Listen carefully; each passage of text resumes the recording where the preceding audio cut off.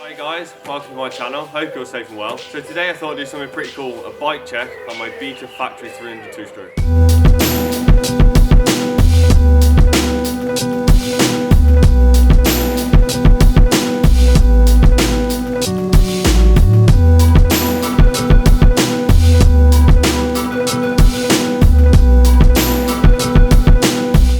Bike for about 3 months now, and it's been going really well. I'm really enjoying riding 300, so I thought it'd be really cool to give you guys an insight into what a factory bike looks like. So for 2020, I've been riding the 300 Beta two-stroke, and this bike is actually based on a standard bike. You know, in a factory team, we don't start from a standard bike, we start with parts. You know, everything comes separately, you know, the frame, the wheels, all the bolts. We build all the bike together, and that's how we make a factory bike, but it's actually based on standard parts, you know, which I think is pretty cool. So let's start at the top. So the handlebars I use, these are Raycon handlebars, obviously a sponsor of the team.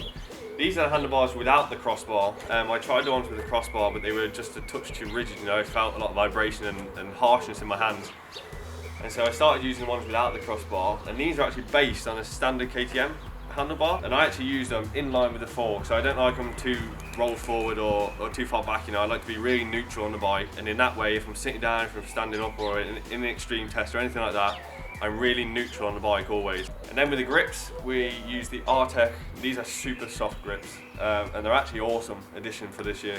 And unfortunately, I haven't got to try them in a race yet, but in training, they've been really good, and yeah, really enjoying them. And then the last thing on the handguards, these are Artec as well, the plastic handguards. They've actually got a new model out now, but I'm currently using the old ones, which are a touch bigger and a lot more flexible, as you can see. So if you crashed or anything, you can just turn them like that, and you know, it's less likely you're going to snap them. So yeah, that's my cockpit. So the seat I'm using this year, this is a standard Beta seat, standard dimensions, standard height. It's a bit weird that I'm using this, as I'm quite tall, like over 6 foot, and I actually look like I'm riding a kid's bike most of the time. But I don't know, I just feel most comfortable with this standard seat. I've tried a high seat, more rounded, but I always come back to a standard seat. This is what I feel most comfortable with, the handlebars I'm using and the setup and how I ride. And this is how I'm most comfortable.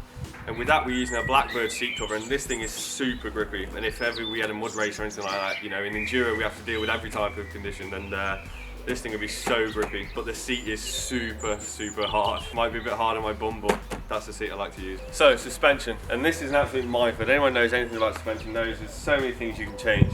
But I like a bike to be really neutralised. I don't like anything drastic, you know, like the rear end too high or too low, or the front too high. You know, you're starting to feel the bike pushing, so I like the bike really neutral, so I know exactly what the bike's doing at any moment. I like the fork to be quite hard in comparison to some other riders I know. I can't really know why. Maybe it's because of my motocross background or just what I'm used to, really. But yeah, I like to keep it nice and neutralised, but a bit harder in the front than the rear. And compared to a motocross setup, this is super soft. But in terms of enduro, we have to pass over like a motocross track, into stones, into extreme tests. You know, it's a big, diverse terrain, and so we need the suspensions working in every condition really. We work a lot on suspension, but I like a bit of a harder setup. So in the factory team this year, we're actually using standard wheels. These are laced up on XL rims, but with the standard hubs. Not really much to say, just standard. Tyres, Metzeler tyres this year, and in enduro we have like 2 or 3 different compounds we can use. So it's like, this is a standard compound, which I think we'll use 80–90% of the time, you know. And we've got the soft compound and a super soft compound. So we've got like 2 compounds we can use. This is the standard compound, but in enduro the most important thing with the tyres and the wheels is actually the mousse. We don't use tubes inside, we use mousses. And they're Metzeler mousses as well. And there's so many different varieties you can use, you know, but we just use a standard mousse. But I actually like a really soft rear mousse, you know, just to help get the traction when it's really, you know, dusty or if there's any stones or anything. So I use a really soft mousse. Sometimes you will lose a bit in some terrains, like on a motocross track or in a cross test, but I find, you know, where I lose and where I gain, you know, I gain a bit more, you know, so overall it balances out a bit. So brakes, and I'm actually really picky about brakes. I don't know why, maybe it's just something I've been brought up with. But so the rear brake, I'm actually using a full standard system. Caliper, the pump and the tubes, all standard. Standard brake pads, although I like to burn them out immediately after 15–20 minutes. And I've actually started using a full brake disc. As you can see, this Galfo brake disc we're using. I use that just because it's so much less aggressive. It's really smooth, and when you brake it'll never lock the wheel. It's really like progressive in how the brake works.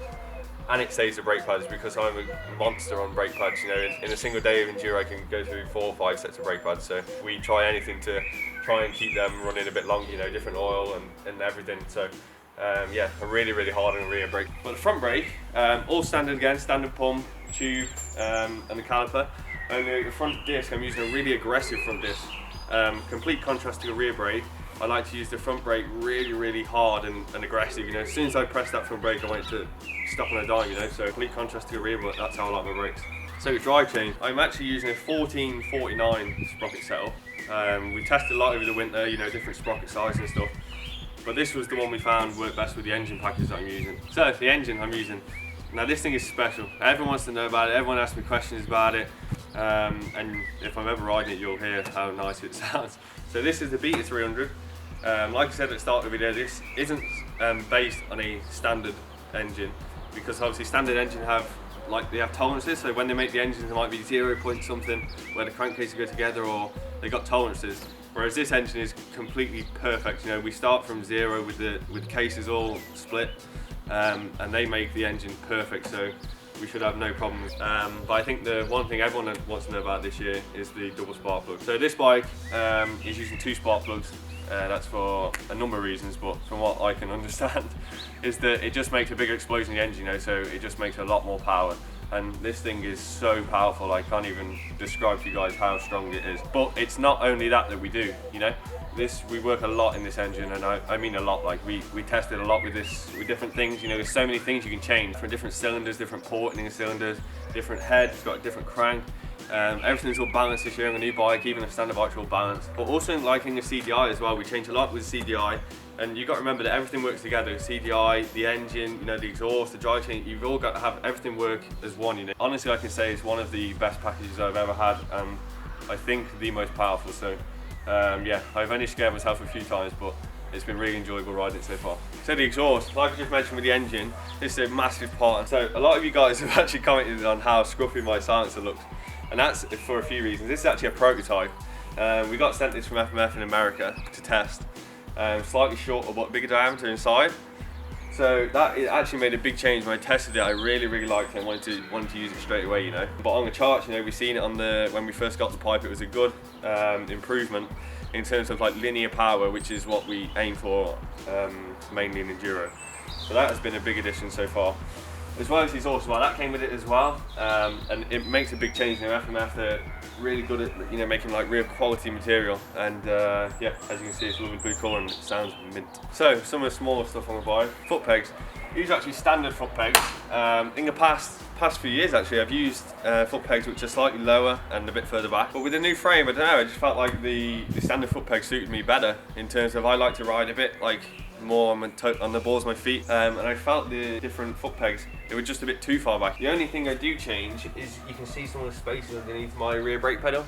I just use that just to lift it up a bit, because if not, I feel like I've got to, like when I brake, I just have to put my foot too far down. It's just a bit of a reach. So yeah, that's my foot peg setup. So some of the last parts I'm using on my bike. On the pumps on the handlebars, we're using these Gecko covers. They sponsor us with a number of parts, like the triple clamp, very cool. But this is a cool addition for the front wheel axle, and we use that simply so when it's quicker to change the tyre, so you get that bolt undone and you've just got something to grab onto, you know, so you don't have to be fiddling about with the axle or anything. It's straight there. And you see this is all one piece, you know, so whenever you take a wheel out, you do it in a rush, you can take the wheel out real quick, the brake won't move, and that'll stay all in place, you know, even the spacer. So as soon as you put that axle back in, it's gone. So guys, thanks for watching. I hope you liked it. So that's been my Beta Factory 300. Just give you a bit of an insight into what a factory bike looks like and some of the parts that makes it a bit different to a standard bike. So let me know in the comments what you think. In the next video, I'm actually thinking about doing a question and answer. So if you'd like to see that, send me a few questions, and yeah, we'll try and get you on the next video and try and answer some of your questions.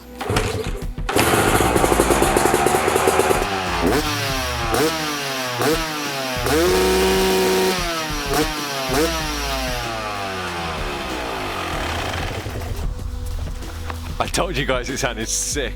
So come on guys, you know the score. Like, subscribe, all that fuzz. Show me some love. Next video is here. Peace!